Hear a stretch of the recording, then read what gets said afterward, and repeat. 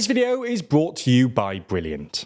As things stand, it seems almost guaranteed that Labour will win the election, and Keir Starmer will move into number 10 Downing Street. They're clearly winning the campaign right now, and while they've had a few of their own scandals and gaffes, they're leagues ahead of Sunak's Tories. One of the main criticisms of Labour in the campaign, though, is that they're not clear on what they would do in government. In the ITV head-to-head debate between Sunak and Starmer, this was something that Sunak actually really went in pretty hard on, claiming multiple times that Starmer has no plan.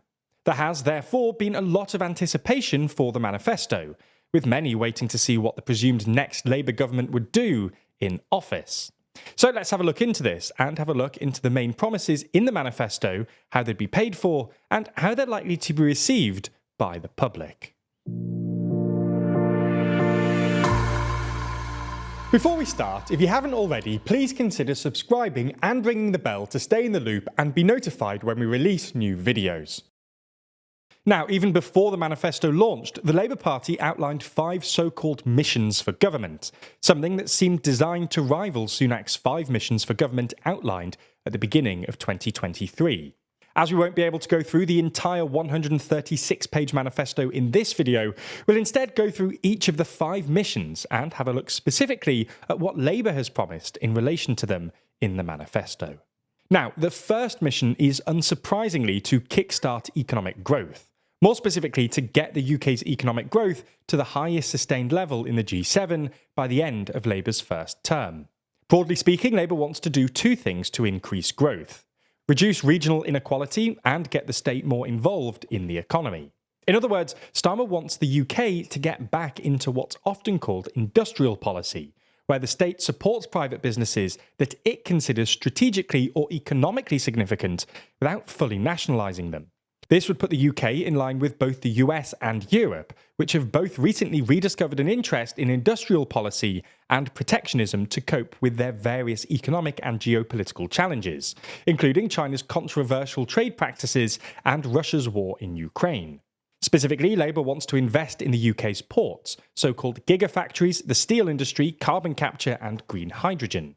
Labour have termed this policy securonomics, and it's apparently partly modelled on what the Biden administration is doing across the pond. Labour also want to increase business investment, which is conspicuously low in the UK, by reforming and simplifying both the planning and tax system.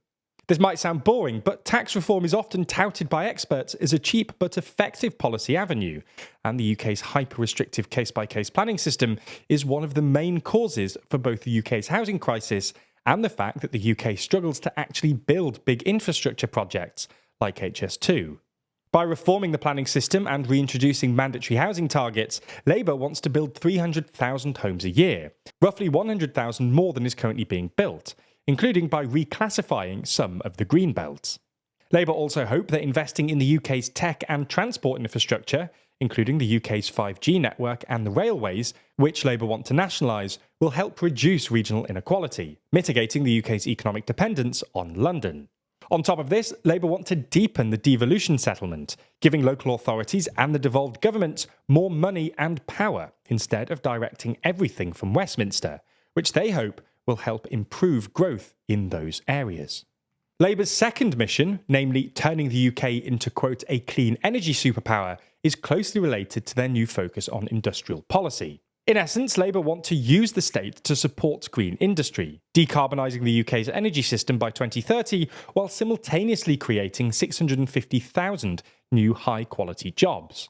To do this, Labour will create a new publicly owned company, Great British Energy, which will spend roughly £8 billion over 5 years supporting private sector energy projects, which create high-paying jobs.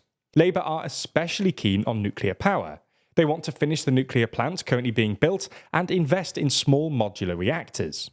While they're not going to close down North Sea oil and gas production, Labour say they won't issue new exploration licences.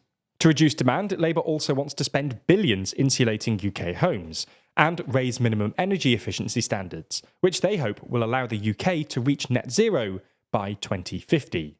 Labour's third mission is taking back our streets. If we're being honest, this section is a bit light on policy detail, but broadly speaking, the idea is to increase the number of police officers on the street and toughen up sentences, especially for crimes like stalking and knife carrying.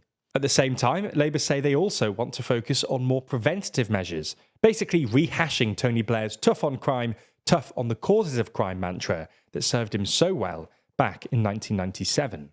Labour's fourth mission is to break down the barriers to opportunity, and is, in essence, their plan to reform education. Their flagship policy on this is to recruit 6,500 new teachers in so-called shortage subjects. They add that in order to retain these new teachers, they'll review the way that bursaries are allocated, although they stop short of explaining exactly how they'll do this.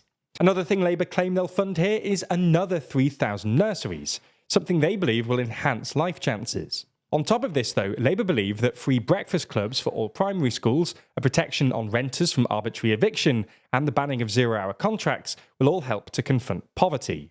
This is something that Labour appear keen on, with them pointing out that, under the Conservatives, child poverty has risen by 700,000. And finally, Labour wants to fix the NHS. Now, while they do want to do this by increasing investment into the NHS, they've also pointed out that investment alone won't be enough. Instead, they want to introduce what they call fundamental reform. One of these is to introduce AI to improve the speed and accuracy of diagnostic services. Another is to incentivise staff to carry out additional appointments outside of their normal working hours, something they claim will help contribute to an extra 40,000 appointments every week, or about 2 million extra a year. On mental health, Labour have promised to recruit an additional 8,500 staff trained to help both adults and children with their mental health, something that they hope will reduce lives lost to suicide. To complement this, they also claim that they'll modernise the Mental Health Act, as they claim it's out of date and discriminates against black people, who are much more likely to be detained than others. So, all in all, Labour's manifesto appears to build on the promise that they've already made in the last few weeks and months. There were no huge bombshells included within it, and it appears to be a moderate one, specifically designed to try and convince voters that they can be trusted with the country for the next 5 years. Now, understanding exactly what has or is going to happen here can be a little tricky, requiring you to evaluate lots of information from different, often partial sources. It would be sensible then to begin improving your critical thinking skills so that you can keep sharp and better understand what's going on. And well, our sponsor Brilliant.org can help you do just that. Brilliant is the online learning platform that's designed specifically to teach you everything from maths, data analysis, programming, and AI from the ground up. You don't need a fancy degree or to have dedicated hundreds of hours to studying any of these. All you need is a device with an internet connection and a few spare minutes a day. And with your spare few minutes, you'll learn by actually doing, with Brilliant providing hands-on lessons that let you play around with concepts, a method that has been shown to be 6 times more effective than just watching lectures. What makes this even better is that this content is created by an award-winning team of teachers, researchers, and professionals from MIT, Caltech, Duke, Microsoft, and more. You can try everything Brilliant has to offer for free for a full 30 days. Just click on the link in the description. That way, you'll also get 20% off an annual premium subscription.